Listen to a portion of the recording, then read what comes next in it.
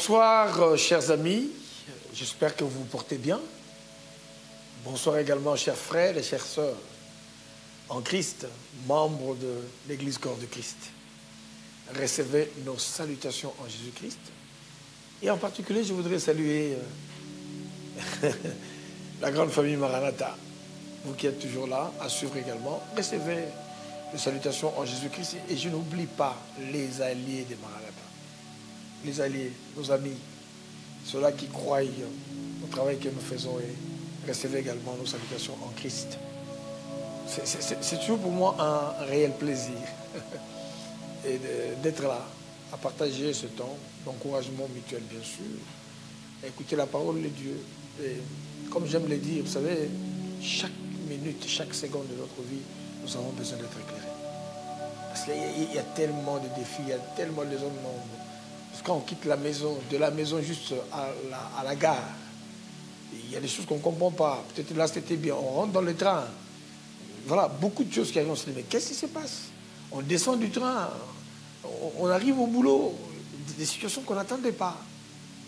On quitte le boulot, on va chez les amis, les téléphones sonnent, qu'il y ait des nouvelles et des nouvelles. On se dit, mais Seigneur, qu'est-ce qui se passe, surtout en cette période difficile de coronavirus, hein? Vous imaginez?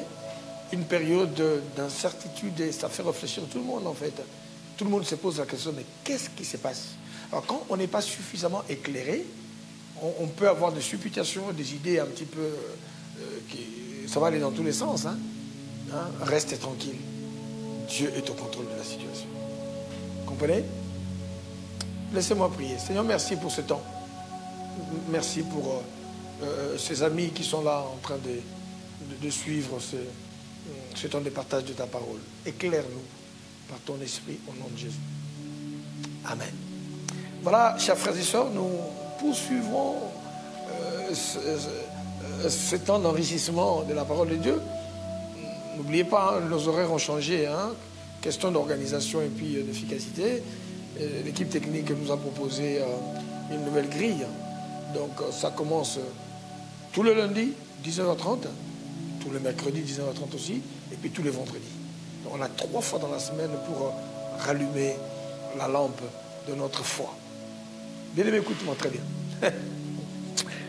Écoute-moi très bien. Tu n'as pas de choix. Il y a des challenges, il y a des défis, il y a des combats. Et si tu n'allumes pas ta foi, cette situation-là va t'avaler. Vous imaginez Goliath a avalé la foi de tout le monde. Tout le monde avait peur. Les parents sont en train de réfléchir. Maman dit, mais comment ça va être? Papa dit, mais je ne sais pas, la fin du mois, ça va être comment? Toi-même à l'école, tu te dis, mais je ne vois pas comment concilier. On est encore les 15, mais je ne vois pas comment je vais faire jusqu'à la fin du mois. Voilà. Il y a tellement de situations par rapport à notre vie, par rapport à notre avenir. Tu n'as pas payé le loyer, et tu es en retard de ton loyer, et tu n'as pas la carte imaginaire, ou le mobilisme, hein, j'en sais rien. Tu n'as pas de carburant pour toute la semaine, tu n'as pas d'argent pour aller chez les coiffeurs. Vous voyez un peu toutes ces choses-là. Tu regardes le frigo, tu te dis que oula, d'ici la semaine prochaine, il n'y a même plus de yaourt dedans. Je ne sais pas, ça arrive à tout le monde, ça. Mais si on n'est pas éclairé, si on n'allume pas la lampe de notre foi, on risque de se suicider. Hein. Ah oui, vous savez, des défis comme des Goliaths, il faut rallumer la foi. Quand tu allumes la foi, bien aimé, même ce qu'on appelle attaque ou affront de Goliath, ça devient une opportunité. Tu te dis, la foi, je vais te vaincre. Quand tu n'allumes pas ta foi, tu ne peux pas traverser la mer Rouge. Hein. Quand tu n'allumes pas ta foi, tu ne peux pas traverser même le Jourdain. Quand tu n'allumes pas ta foi, bien aimé, j'aurais tellement de choses à partager avec vous. Laissez-moi lire la parole de Dieu. Un jour, c'était il y a longtemps, à Dreux. Hein. On venait de commencer la vie là, mais je ne voyais pas trop clair. Le boulot, ça ne venait pas. Et puis des petits intérims à gauche, à droite. Un matin, j'ai allumé ma foi. J'ai dit à quelqu'un, je vais allumer ma foi. Allume ta foi. Bien aimé, j'ai lu la parole de Dieu le matin. J'ai dit, je sors aujourd'hui. Entre aujourd'hui, non. Avant qu'il ne fasse nuit, quelque chose va arriver. Allume ta foi. J'ai allumé ma foi comme on démarre une voiture. Waouh, la lumière s'allume. Waouh. Ne vous inquiétez pas, je suis rentré le soir avec un CDI. Quand on allume la foi, Dieu va éclairer tes sentiers, tes chemins. Tu vas rencontrer les bonnes personnes. Et quelqu'un va t'orienter vers une opportunité. Laissez-moi lire la parole de Dieu d'aujourd'hui.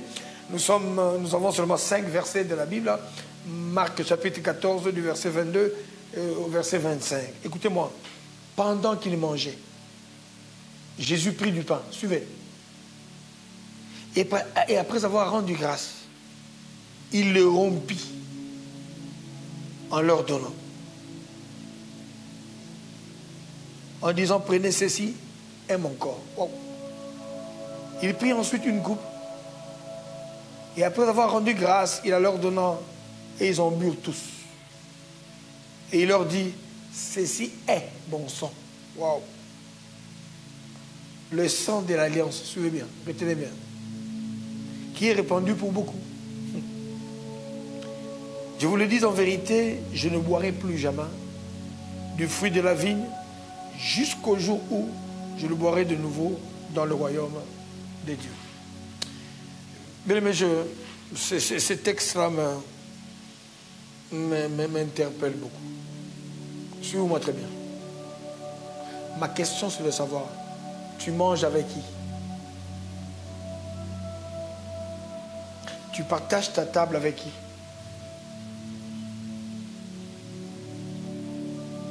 La table, c'est un lieu de communion et d'intimité.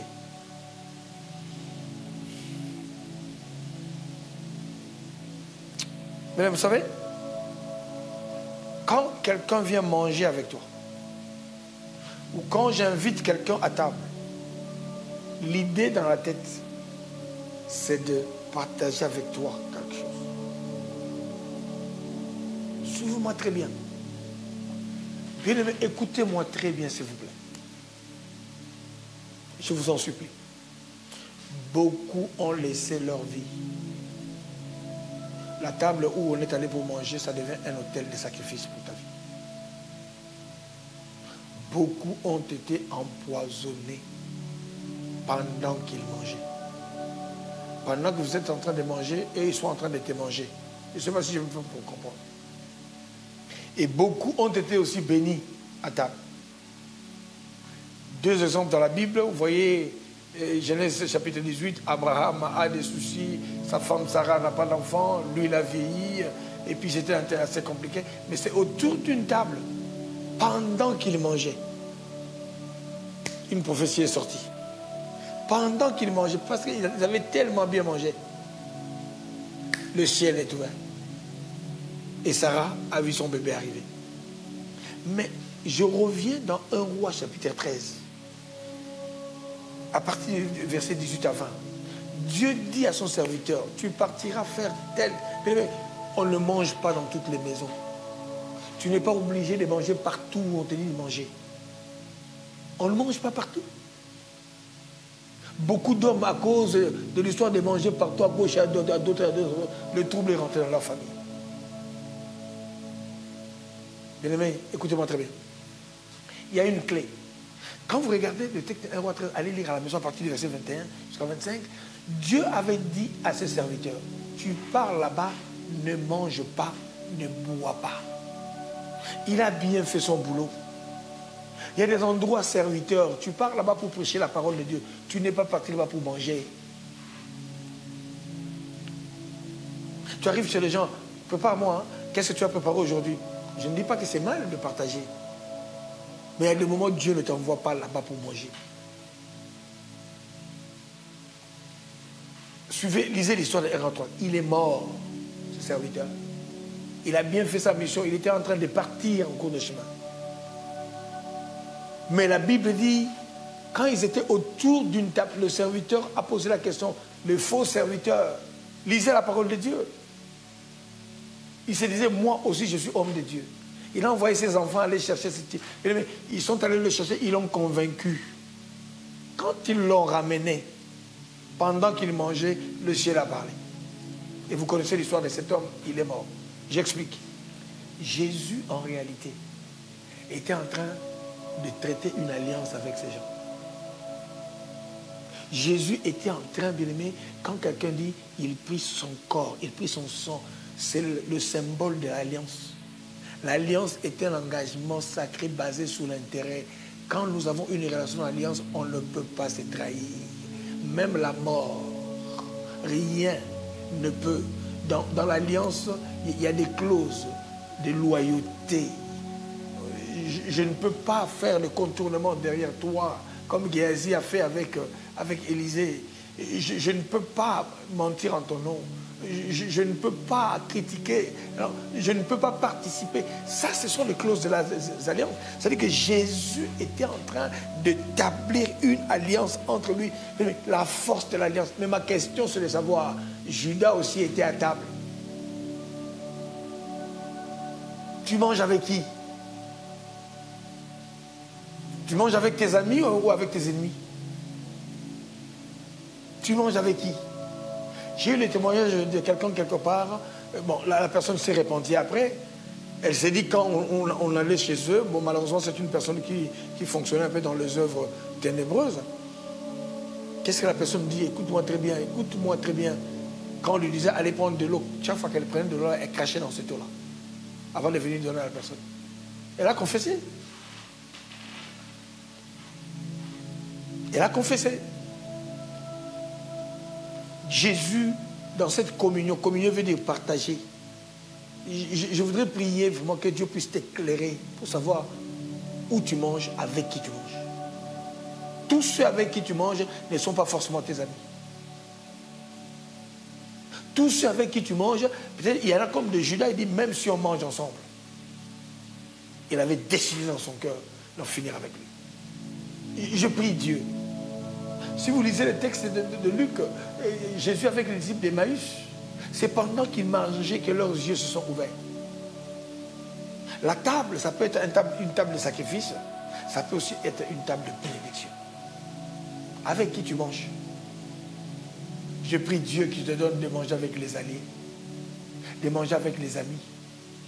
Ils étaient en train de manger, ça symbolise simplement une alliance. Il y a des choses, toi qui manges toutes les nuits, je voudrais parler à quelqu'un, tu rêves toujours que tu manges, tu rêves toujours que tu manges, tu rêves toujours que tu manges, ça peut être dangereux. Et je refuse à cette table-là de nuit, où on te propose à manger, où on te fait manger toutes les nuits. Pendant que je parle, je brise cette alliance-là dans le nom de Jésus. Nous devons manger avec les amis. Donc Jésus traitait avec une alliance. Mais malgré cette alliance-là, Judas a accompli son forfait. Je prie Dieu vraiment que tu puisses avoir les hommes d'alliance et les femmes d'alliance. Les alliés, les gens bien-aimés, même s'ils sont en toi, non, ils n'accepteront pas qu'on te puisse te faire du mal. Parce que quand on fait une alliance, non, tes intérêts deviennent mes intérêts. Ta famille devient ma famille. Ta souffrance devient ma souffrance. Ton bonheur devient mon bonheur. Quand tu souris, moi je souris. Quand tu as mal, moi j'ai mal. C'est ça l'alliance. Donc je prie Dieu qui t'envoie les hommes d'alliance, les frères d'alliance et les sœurs d'alliance. Tu sais qu'un frère d'alliance peut par moment, bien aimé, valoir plus que ton propre frère dans la chair ou ta propre sœur dans la chair. Ton propre frère dans la chair peut devenir ton ennemi. Ta propre sœur dans la chair, même père, même mère ou de la même lignée, peut devenir ton ennemi. Mais Dieu peut te donner des frères d'alliance et des sœurs d'alliance. Je prie que Dieu tu puisses t'ouvrir les yeux. Je prie vraiment que Dieu mette autour de toi ceux-là qui sont capables de te pousser jusque dans l'histoire de ta destinée. Dans l'alliance, il y a des clauses. On ne trahit pas l'alliance. On ne critique pas, bien aimé, un homme d'alliance ou un ami d'alliance ou une famille d'alliance. Parce que nous avons également des familles d'alliance qui deviennent notre famille à nous. Et quand on est dans une famille d'alliance, ça, ce sont des familles que le ciel nous donne. Et ça devient ma propre famille. Que le Seigneur te bénisse et qu'il mette autour de toi des vrais frères d'alliance. Comme David et Jonathan. Waouh! Jonathan a cédé sa place de prince. Jonathan a cédé sa royauté. Qui peut le faire encore aujourd'hui? Parce que Jonathan était un frère d'alliance pour David. Les gens qui t'aiment, qui te supportent et qui t'accompagnent dans ta destinée. Seigneur, merci de nous éclairer. Merci de nous aider. Mets autour de nous des vrais frères d'alliance, des vraies sœurs d'alliance, des vraies familles d'alliance. Fais-le, Seigneur, s'il te plaît. Nous te bénissons. Ne nous laisse pas être piégés comme un roi 13 de ce serviteur qui a bien travaillé pour Dieu, mais qui s'est laissé rattraper par ces familles-là qui l'ont tué après. Aide-nous à garder l'alliance. Je ne veux pas trahir l'alliance. T'aimer de tout mon cœur. Devant tous, je m'engage sur mon honneur et je te fais hommage pour toi, Seigneur. Je veux t'aimer sans cesse, de plus en plus. Protège. Protège mon alliance, Seigneur Jésus. Devant tous, je m'engage. Devant toi, Jésus, je m'engage. Tu as donné ton sang, tu as donné ton corps pour dire, je ne vous trahirai jamais. Même si vous me trahissez, comme Jésus a dit, Judas, moi, je ne te trahirai pas. Voilà pourquoi même quand Judas était en train de le livrer, il a dit à Judas, mon ami Judas, fais ce que tu as, fais vite ce que tu as prévu de faire. Jusqu'à la fin, Jésus n'a pas trahi Judas. Ne trahis pas, garde l'alliance. Garde l'alliance. Au nom de Jésus. Amen. La génération des hommes d'alliance ne peuvent que réussir. Quand deux hommes d'alliance se rencontrent, quand deux familles d'alliance se rencontrent, c'est autre chose. Que le Seigneur te bénisse. Que Dieu te garde. C'était votre serviteur, l'évêque Jean-Claude Monsengo, la communauté évangélique Maranatha, bien sûr, autour de notre émission, la lampe de la foi. Moi, je dirais la lampe de ma foi. Dans notre chaîne de télévision, bien sûr, Maranatha Télévision, la chaîne de l'envol.